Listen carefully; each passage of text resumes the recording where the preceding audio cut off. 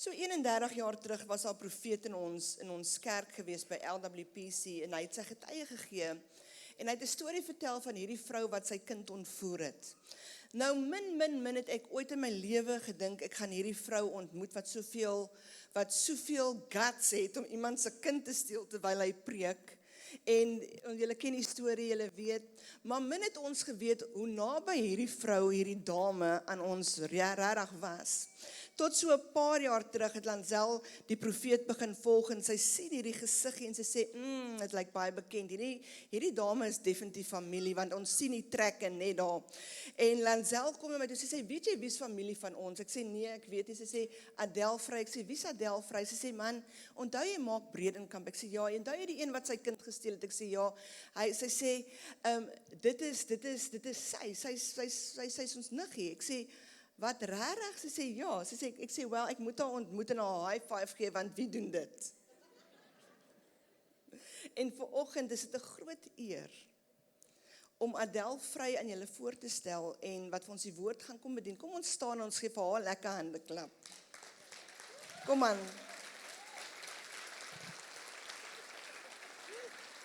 Ek bedoel, daar is definitief familietrek. Ek sê vir haar Vrydag aand, ek sê, tot ons almal se hare is dieselfde gesny. Kom aan.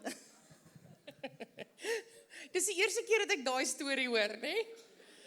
By the way, toe Rian, my kollega vir my sê, Adel, daar's mense wat sê ons is familie. Toe sê ek vir hom, ag, dis nie die waarheid nie, hulle jok.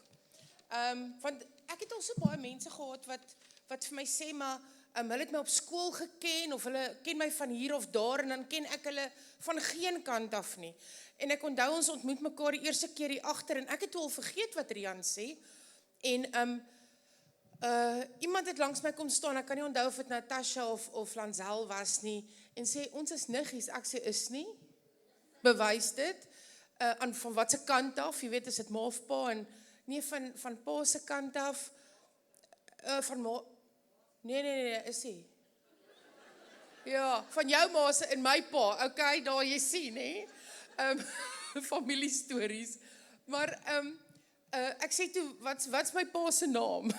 En hulle gee toe die naam, ek sê, jy weet, was jy op sy begrafnis, hy is onlangs dood, nee, maar was jy, nee, so ons het hier die hele ding geanalyse, en dit kom toe nou uit, ons is familie, maar, omdat ek van so 'n verskriklike background afkom, was ek so bang, want ek weet nie, wie kan ek vertrou, en wie kan ek nie vertrou nie, en dit was vir my 'n absolute voorreg gewees, om te weet, dat ek het godly family. Julle? En hier's nog 'n ding, en dis nou glad niks met my bediening te doen nie, maar jy weet nooit wie bid vir jou nie. Jy weet nooit wie bid vir jou nie. En jy weet nooit wie rig die Here op, om iets oor jou te spreek, daar waar ander mense goed afgebreek het, en dan kom bou God dit weer op 'n manier nie, né? So, never underestimate what God is doing in the background.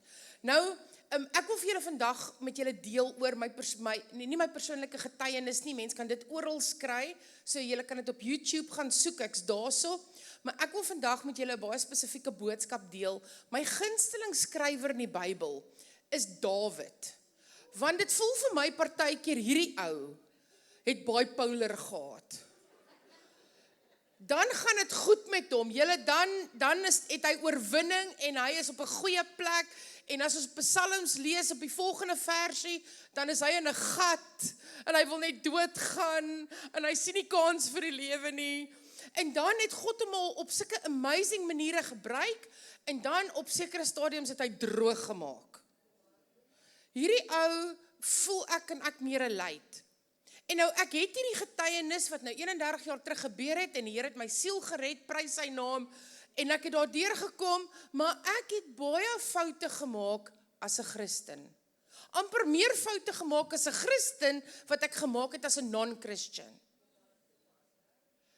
En ek dink, Here, ek het U net so nodig as 'n Christen, as wat ek U nodig gehad het as 'n non-Christian.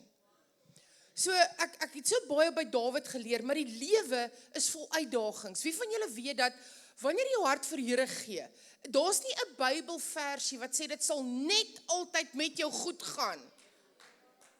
Is nie daar nie.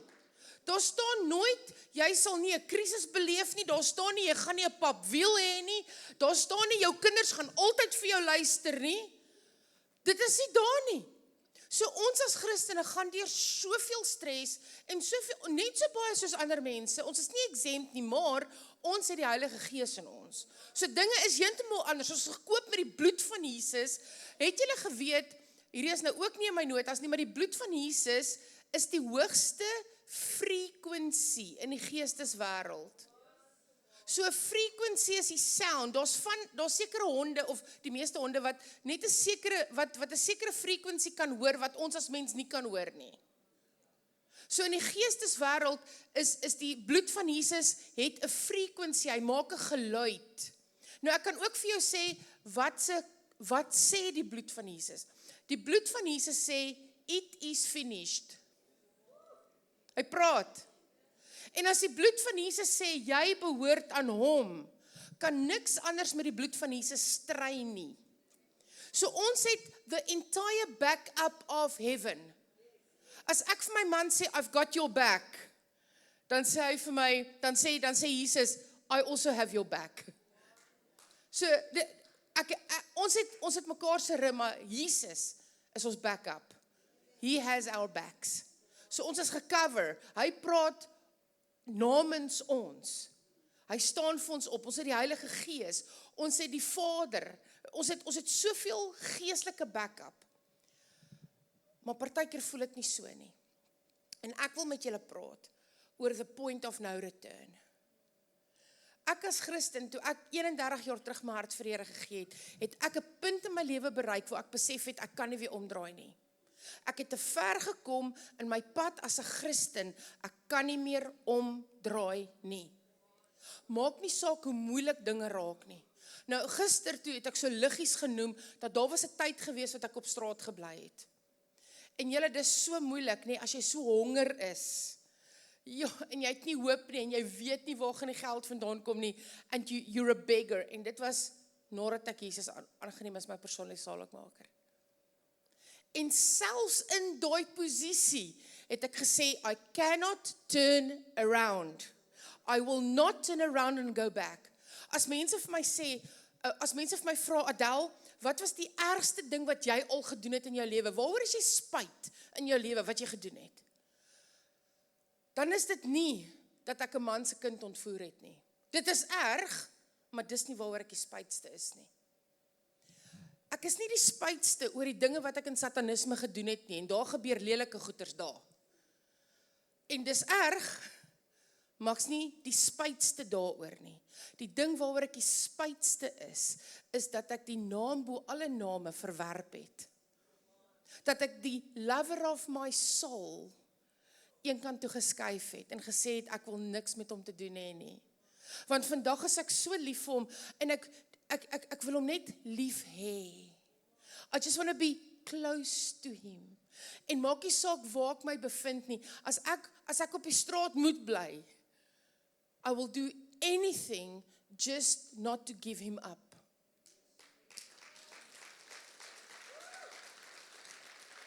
Because we have reached the point of no return. Julle, daar's mense wat sê, hulle wil net geld hê, hulle wil net alles hê. Maar mense wat Jesus ontmoet het, sê, ek's bereidwillig om alles op te gee. Maak dit sin? Nee. Iemand moet die huur betaal, ek gee nie om nie, ek kan net nie vir Jesus verloor nie. That is the point of no return. En as ons by daai punt is, verander alles. Want dan kan geen intimidasie van die vyand vir ons werk nie. Niks. Die vyand kan sê wat hy wil, dit maak nie meer saak nie. Want dan beteken dit ek is sold out vir die koning. So ons almal experience battles, maar ek wil net gou 'n bietjie na Dawid toe gaan, na Dawid se lewe toe gaan. En ek wil julle net so 'n bietjie in sy skoene sit. Nou ek seker julle het al gehoor van 'n storie met die naam Dawid en Goliat. So dit was 'n reus gewees, en daar's 'n liedjie ook actually, maar ek weet nie of daar 'n scripture op die screen gesit word nie. Kan ek vra daarvoor? Okay, so 1 Samuel 4 vers 17, maar ek soek dit uit die NIV uit. Dit sal vir my help. Nou, ons praat so baie van Pastoor Gustaf. Ek assume, ek ken hom nou nog nie so goed nie, maar as ek met hom praat, dan stuur hy vir my 'n voice note, dan sê hy vir my, jou kampioen. Jy's 'n wenner en 'n kampioen. Nou, ek wil net sê, dis my oom. Okay, so. Daarso is nou 'n skrifversie, maar kyk gou 'n bietjie daar, dit is eintlik so interessant. Hy sê, so the messenger answered and said, Israel has fled before the Philistines. Nou, 1 Samuel 4 vers 17. Dit is 4 vers 17. Waar is ek? Nee, is dit 17 vers 4? Ek weet nie. Waar is ek nou? Oeps. Ek het die hele ding uitgewerk, alright? Waar is die storie van Dawid en Goliat in die Bybel? Is ek op die regte plek? Moet ek net aangaan? Okay, maar dis nie op die skerm dat ek net moet aangaan. Okay, kom ons stak by daai versie, alright. 4 vers 17, dit is 4 vers 17, okay, kom ons. So, die NIV sê, Goliat is beskryf as 'n kampioen. So, hy was die kampioen van die Filistyne. So, as Pastoor Gustaf vir jou sê, jy's 'n kampioen, was dit 'n ander tipe kampioen as wat jy is. Hy was aan die vyand se kant die kampioen. He was known as the one that could overcome a lot of things. Hy was hulle ster Undertaker. Wie van julle het al ooit WWE gekyk? Nee, okay, ek weet ek praat met daai generasie. Hy was die ster Undertaker. As hy 'n nasie wou undertake, of as hulle iemand wou oorval, dan was hy die ou wat dit gedoen het. En op 'n stadium, toe het Dawid gesê, maar, jy weet, wat gaan hier aan? En mense verduidelik vir hom wat gaan aan. En in vers 29 in die NIV, sê hy vir die mense, maar ek kan nie eens praat nie. So wanneer ons in 'n situasie is, en dinge raak rof, dan fokus ons gewoonlik op die dinge wat ons nie kan doen nie. Maar ek kan nie praat nie, ek kan nie dit doen nie, ek het nie talente nie, ek kan nie, so we kind of dismisses ourselves. Ons verswak onsself, kyk net hier. 17 vers 4. Okay? And a champion went out, sien? Okay. Sien ek soos Dawid, ek raak die mekaar. Maar Dawid sê, ek kan niks doen nie, ek kan nie eens praat nie. Maar ek kan vir julle sê, wat Dawid wel kan doen. Want in vers 32, maak Dawid 'n besluit. Soos wat wanneer jy in 'n krisis is, jy 'n besluit moet maak. Hy sê, ek sal gaan. In vers 32, I will go. Julle, hy moes 'n besluit maak. Hy sê, then David said to Saul, let no man's heart fail because of him. Your servant will go and fight with this Philistine. Toe hy daai ding in motion sit, it became the point of no return. Dink hoe anders sou die Bybel gewees het, as hy halfpad geloop het en gesê het, nah, weet jy wat, my ma roep my, ek moet huis toe gaan. That's very intimidating om voor so iemand te gaan staan. So wat kon hy doen in vers 40? Toe gaan tel hy klippies op. So ek kan nie praat nie, maar ek kan klippies optel. Ek kan nie dit doen nie, maar ek kan dit doen. En hy vat daai klippie, en in vers 45, kom ons lees vers 45. Sê, yeah, I love this. Then David said to the Philistine, you come to me with a sword and with a spear and with a javelin. But I come, by the way, elke keer as ek lees javelin, dan dink ek, het die ou atletiek gedoen? Wat kom doen jy? Is hier 'n oorlog of gaan ons speel? Nee? But, ek so bly ek entertain jou. But I come to you in the name of the Lord of hosts, the God of the armies of Israel, whom you have defied. Daar's 'n ding wat gebeur as ons daai besluit maak, ek gaan hierdie ding doen. Dis asof daar iets in ons klik en sê, ek kom vir jou. Jy raak aan my kind, ek kom vir jou. Jy raak aan my God, ek kom vir jou. En ek praat nie van 'n mens nie. Ek praat van die werke van die vyand. So, ek gaan nou net sê, een van my kinders het 'n dom besluit gemaak. Ek gaan nie vir julle vertel wat die dom besluit was nie. Maar toe ek die dag uitvind van hierdie dom besluit, en ek praat van 'n adult kind, ek praat nie van 'n 12-jarige nie, maar dit kan met hulle ook gebeur. Toe hierdie adult kind 'n fout maak, en hy wil nog steeds nie hoor nie, en hy het nou vandag nog steeds nie gehoor nie. Ek het al baie vir hom gepreek, maar ek besluit nou maar gaan ophou preek en begin bid. Toe gaan ek in 'n kamer en ek maak die deur agter my toe en ek begin oorlog te voer en ek sê, Satan, you will take your hands off my child. I will not back down because that's not who I am. As ek nie kan stil bly vir ander issues nie, hoekom gaan ek stil bly vir hierdie issue? Ek is currently besig met 'n battle vir my kind. I will not back down. Want dit het getrigger binne in my. En ek het geestelike oorlogvoering gedoen. And I believe that God will answer the prayer of great salvation and great freedom.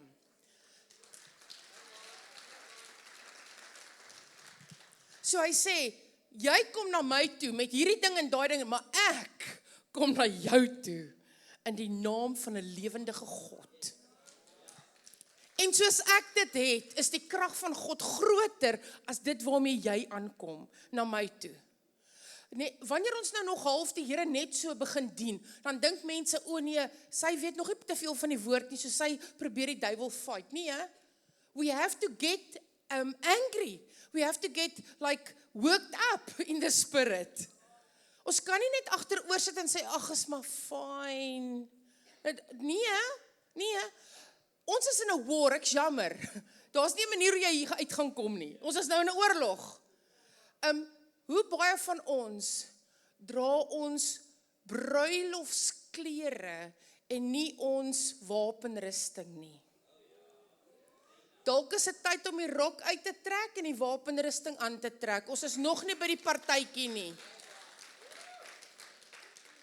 Nog nie daar nie.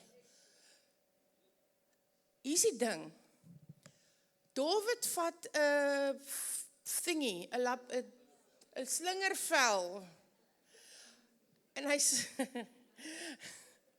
kom aan, julle kan relate, nee, julle klink soos ek. Okay, julle gaan môre ook nie onthou wat dit was nie. Maar hy vat hy slingervel en hy maak vir Goliat dood. En Goliat val daar neer. Ja, hy is dood. Maar hy besluit toe, nee. Ek's baie jammer om jou issues te hoor. Jy gaan nie net dood, maar jy gaan vandag jou kop verloor. En hy vat 'n swaard en hy kap Goliat se kop af. Baie van julle het 'n prayer room wat julle mooi decorate. Jy gaan koop 'n prayer shawl daarso by die winkel of op Temu. Nee? En dan sit jy hom so neer, dan het jy 3 kersies en 'n oop Bybel. En dit lyk so mooi, nê? Maar ek gaan vir julle vandag sê, hoe moet jou prayer room gedecorate word? David kap Goliat se kop af. En hy vat hom saam met hom. Hy vat hom saam. Op 'n latere stadium praat hy met Saul en toe het hy nog steeds die kop wat hy in sy hand vashou. Dis net 'n paar Bybelversies aan. Nou, gross, wie doen dit? 'n warrior.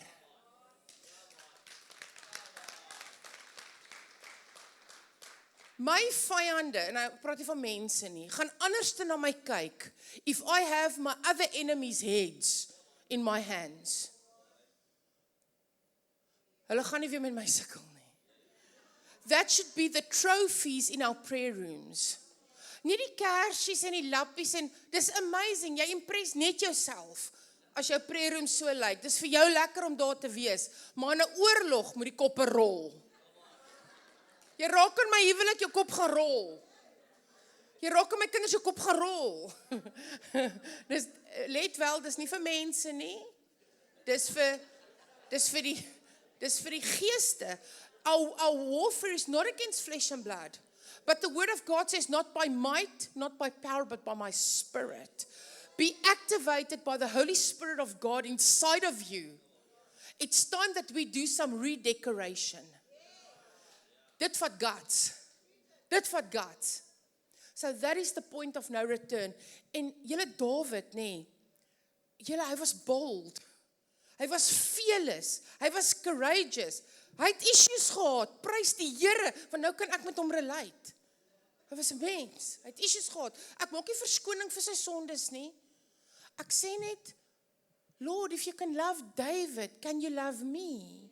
Ek dink net, Lord, if you can use David, can you use me? Toe hulle na hom gekyk het en hy moes 'n armor aantrek, het die armor nie eens gepas nie. Hy kon nie so mooi, hier's 'n swaard en 'n ding. Ek kan skors 10 tree loop sonder dat my asma, as jy vir my 'n armor moet aantrek, jy moet eers een kry wat pas. Okay? Dan moet ek dit dra. Dis 'n mission, maar wat kan ek doen? Ek kan 5 klippies optel. En ek kan 'n swaard optel en ek sal daai kop afkap. And I will take it to my prayer room as a trophy of God's promises and God's grace. Ek wil vir julle vra vandag, hoe ver moet ons gaan voordat julle geaktiveer word as warriors? Hoeveel preke moet julle nog hoor voordat julle gaan opstaan en kontrol vat van 'n situasie? Hoeveel importation moet jy nog kry? Hoeveel profete moet nog vir jou 'n woord gee? Wat moet nog gebeur? Sê, as jy kan vandag huis toe gaan en dit neerskryf op 'n lysie, van dit wat nog moet gebeur, voordat jy gaan opstaan, dink bietjie daaroor, gaan skryf dit neer. Want ek beloof vir jou, dis klaar alles gedoen. Jy het die victory. What if your prayers will change your community? What if your prayers will change your family, will change your marriage, will change your relationship with your children? What if? Maybe heaven is waiting on you to take out the sword and chop off the head of a giant. Amen.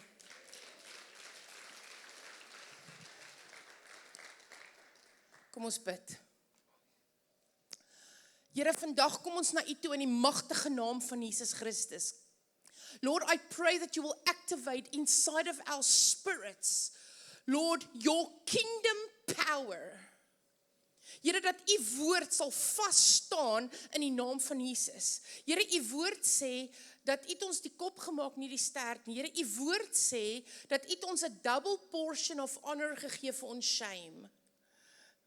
Here, ons gaan nie meer neerkyk in skaamte of vernedering nie, maar Here, ons gaan opkyk en ons gaan na die koning kyk wat ons gestuur het. Here, die generaal, die een wat voor die weermag uitloop en vir ons sê wat om te doen. Here, ons speel nie meer nie. Here, ons is verby the point of no return. Here, nou staan ons voete vas. Ons is unmovable, immovable, Lord. Here, ons voete is vas op 'n fondasie wat nie geskit kan word nie. Here, ek wil bid vandag vir elkeen wie se stem gesteel is, wat voel dat hulle nie kan praat nie, wat voel, Here, dat hulle nie 'n reuse kop kan afkap nie. Here, hier's paas en maas wat net stil bly en alles net vat. Maar Here, dis nie waaroor U ons geroep het nie. Here, U kies mense en dan gee U vir hulle 'n ruggraat. En Here, ek wil bid dat U vandag hierdie mense, Here, that you will raise them up. That you will put them in that position where they are activated in the Spirit in Jesus' mighty name. Lord, this is a great army. Hierdie is 'n groot weermag. And I'm ready for this, Lord. I'm ready for this. Lord, get us ready. Get us ready. In die magtige naam van Jesus Christus. Amen. Amen.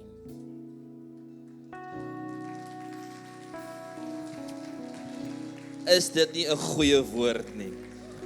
As God vir Dawid kan gebruik, kan hy vir ons gebruik. As God vir Adel kan gebruik, sekerlik kan hy vir ons gebruik.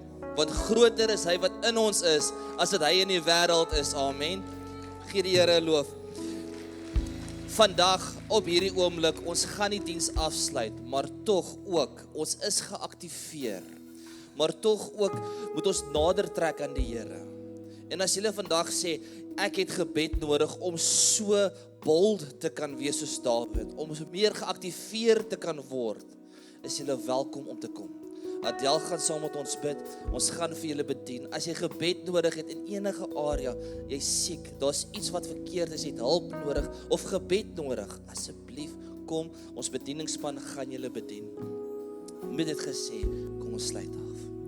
Hemelse Vader, ons sê vir U dankie vir hierdie kragtige woord. Hierdie woord van aktivering, Vader, Here, ons is dankbaar, Vader, want tog is ons warriors, Vader, ons worry nie, maar ons is in war, Vader, Here. Ons sê vir U dankie vir die aktivering, ons sê dankie vir die bloed, ons sê dankie vir die krag wat in U naam is, Vader, Here. En Vader, soos ons die uittreë vandag, dat ons nie net huis toe gaan nie, maar tog in die oorlogsveld inbeweeg en ook in die veld inbeweeg om mense van die Here te vertel, Vader, om van U liefde te verkondig, Here, want dit is waaroor dit gaan. Dit gaan oor U hartklop, Vader, Here.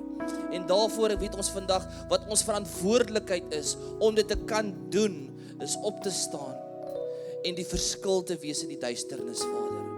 Here, ek bid en ek seën een en elkeen daar waar hulle is.